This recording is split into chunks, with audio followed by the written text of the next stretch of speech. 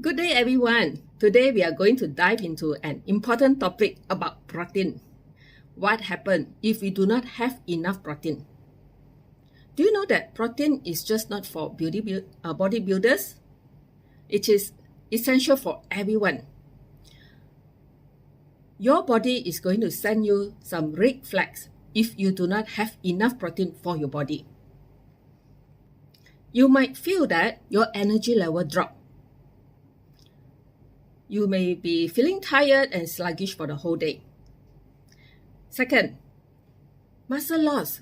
Yup, you may be experiencing muscle shrinking. So, your effort on workout would be all gone without sufficient protein. Third, and here is the kicker, your immune system might weaken, making you more susceptible to illnesses. So remember, folks, don't underestimate the power of protein. It is vital for hair, skin, energy, and maintaining that strengthen what you have built.